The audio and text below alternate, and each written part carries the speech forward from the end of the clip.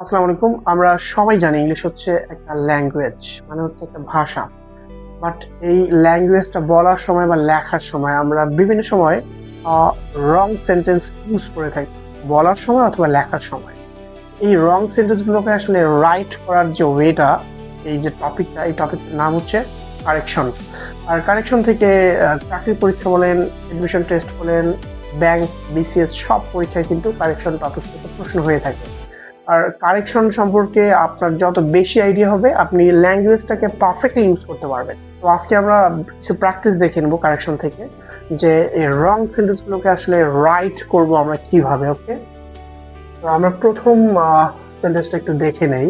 আচ্ছা, at first আমরা যেটা দেখবো সেটা হচ্ছে প্রার্থনা করার ক্ষেত্রে আসলে কোন ভার্বটা ইউজ করব আমরা। হ্যাঁ, তো এটাকে আসলে কলোকেশন বলা হয়। কলোকেশন বলতে আসলে আমরা যে একটা বাক্যে যে শব্দগুলো ব্যবহার করি, এই শব্দগুলোর বিন্যাস, মানে কোন শব্দের পর কোন শব্দটা বসবে, ঠিক আছে, ফিক্সড কোন শব্দটার পরে কোন শব্দটা বসবে একটা ল্যাঙ্গুয়েজে, এটাই আসলে কলোকেশন বলা হয়। এখন প্রথমে আমি বলছি প্রার্থনা। প্রেয়ার মানে হচ্ছে প্রার্থনা। তো এখন প্রার্থনা করার ক্ষেত্রে আপনি কোন ভার্বটা ইউজ করবেন। এখন আপনি যদি বলেন আমি দিনে 5 বার নামাজ পড়ি, যে পড়া, এখন আপনি যদি চিন্তা করেন পড়ার ইংলিশ তো রিড, সেক্ষেত্রে যদি আপনি বলেন I read prayers 5 times a day, this is a wrong sentence. কারণ প্রার্থনা করার ক্ষেত্রে প্রেয়ারটা যখন নাউন হিসেবে যাবে পরে, এক্ষেত্রে আপনি রিড ইউজ করতে পারবেন না, এক্ষেত্রে আপনি সে অথবা অফার ইউজ করতে পারেন। যেমন এখানে ইনকারেক্ট সেন্টেন্সটা হচ্ছে মুসলিমস, মানে হচ্ছে মুসলিমরা read prayers 5 times a day। মুসলিমরা দিনে 5 বার নামাজ পড়ে। তো নামাজ পড়ার ক্ষেত্রে রিড প্রেয়ার্স ইউজ করা যায় না, দিস ইজ রং কলোকেশন। আপনি যদি এটাকে রাইট করতে চান সেক্ষেত্রে আপনাকে বলতে হবে মুসলিমস, রিডের জায়গায় হবে সে আপনি বলতে পারেন, অথবা অফার। মুসলিমস সে অথবা অফার, যে কোনো একটা ইউজ করলে হবে।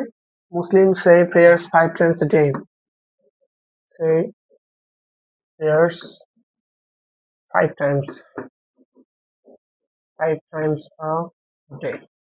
তাহলে প্রার্থনা করার ক্ষেত্রে রিড ইউজ করা যাবে না। ওকে, সে অথবা অফার। এখন যদি বলেন আমি দিনে 5 বার নামাজ পড়ি, I say prayers 5 times a day। এখন যদি বলি সে দিনে 5 বার নামাজ পড়ে, হি, এখন he third person singular number, তাহলে ভার্বের সঙ্গে এস হবে, হি সেইজ অথবা offers, offers prayers 5 times a day, 5 times a day। তাহলে এই যে আপনি প্রেয়ার যে ওয়ার্ডটা ইউজ করছেন প্রার্থনা করার ক্ষেত্রে, যখন এটা নাউন হিসেবে বসছে, এর সামনে সেইজ অথবা অফার ইউজ করতে পারেন, this is collocation. Read use না করে সে অথবা অফার ইউজ করতে হবে। ওকে, নেক্সট 2 নম্বর হচ্ছে have a dream or C a dream, মানে স্বপ্ন দেখার ক্ষেত্রে। আমরা যে ঘুমের স্বপ্ন দেখি, এই স্বপ্ন দেখার ক্ষেত্রে কোন ভার্বটা ইউজ করতে হবে। এখন আপনি যদি চিন্তা করেন আমি একটা স্বপ্ন দেখি, দেখার ইংলিশ হচ্ছে সি, সি যদি ইউজ করেন সেক্ষেত্রে সেন্টেন্সটা রং হবে, কারণ স্বপ্ন দেখার ক্ষেত্রে সি ওয়ার্ডটা ইউজ করা হয় না, this is not the right collocation. Use করতে হয়, যদি বলেন আমি স্বপ্ন দেখি, এটাকে দুইভাবে বলতে পারেন, আই ড্রিম অথবা আই হ্যাভ আ ড্রিম। আমি স্বপ্ন দেখি, স্বপ্ন দেখার ক্ষেত্রে ভার্ব হিসেবে আপনি হ্যাভও ইউজ করতে পারেন অথবা ড্রিম ওয়ার্ডটা ইউজ করতে পারেন, ঠিক আছে।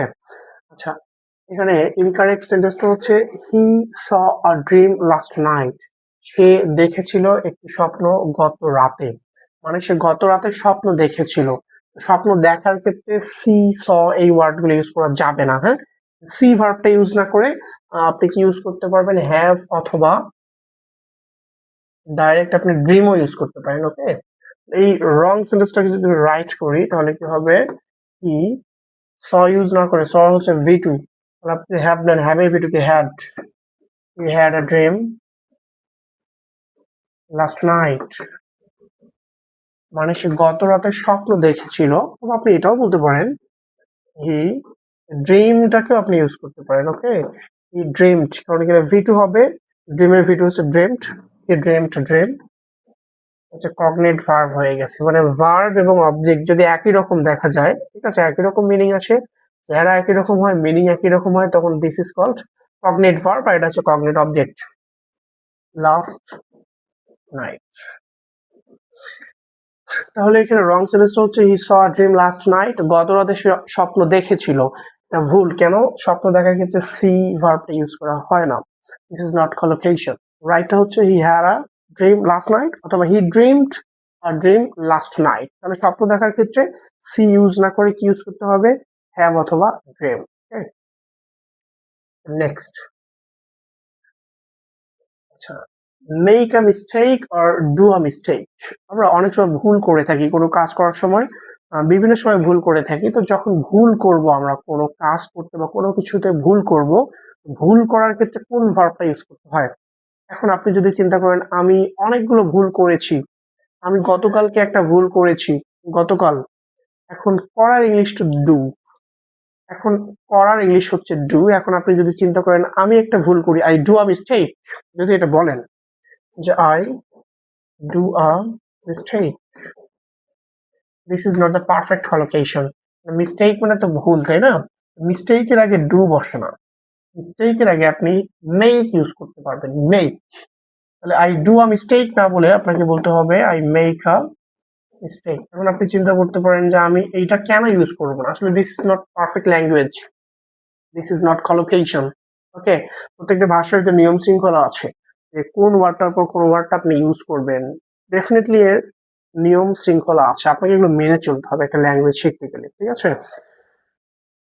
তাহলে এই সেন্টেন্সটা রাইট। ওকে, এখন আমি যদি এটাকে রাইট করতে চাই, এখানে বলছে he has done a lot of mistakes today, সে আজ অনেক ভুল করেছে। তাহলে যে ডান এই ওয়ার্ডটা রং দেওয়া আছে, ভুল দেওয়া আছে, আমি এটাকে রাইট করব হি হ্যাজ, ডানের জায়গায় কি হবে? মেড। হি হ্যাজ মেড, কারণ এটা হচ্ছে ভিত্তি, মেকের ভিত্তি হচ্ছে made. He has made a lot of mistakes, a lot of mistakes today. সে আজ অনেক ভুল করেছে। তাহলে ভুল করার ক্ষেত্রে ডু আ মিস্টেক ইউজ না করে you have to use make a mistake. Number 4, এই বিষয়টা খুব ইন্টারেস্টিং।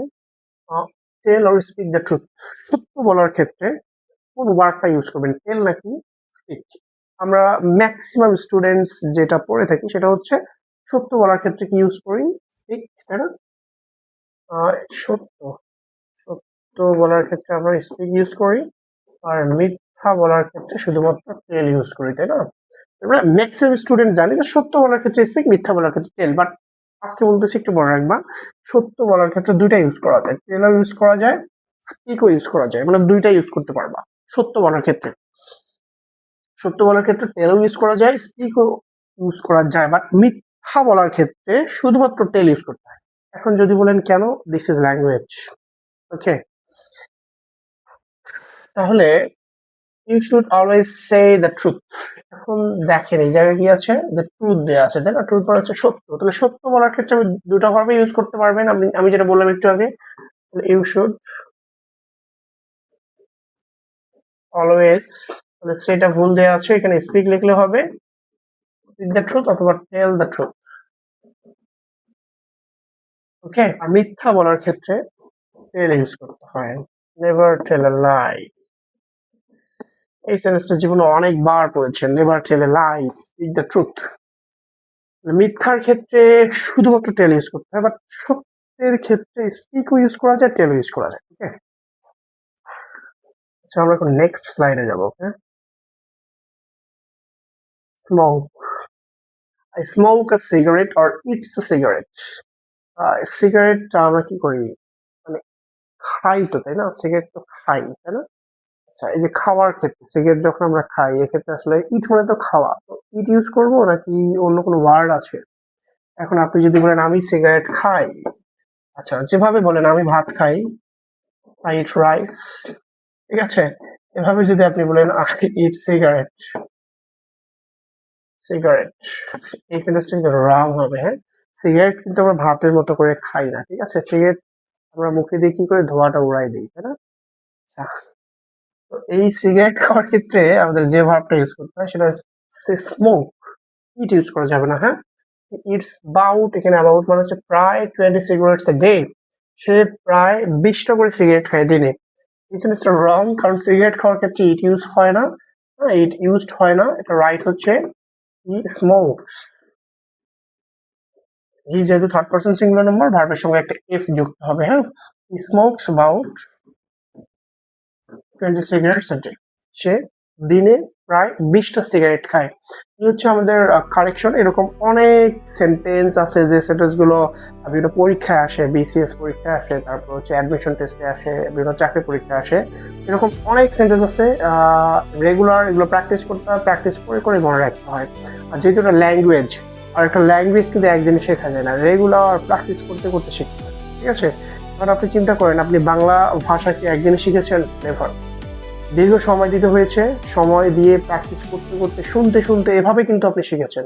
দ্যাটস ওয়াই একটা ল্যাঙ্গুয়েজ শেখার জন্য আপনাকে ধৈর্য সহকারে রেগুলার অল্প অল্প স্টেপ নিয়ে শিখতে হবে। আপনি একবারে শিখতে পারবেন না, ধৈর্য নিয়ে অল্প অল্প করে শিখতে হবে। So thank you for watching the video.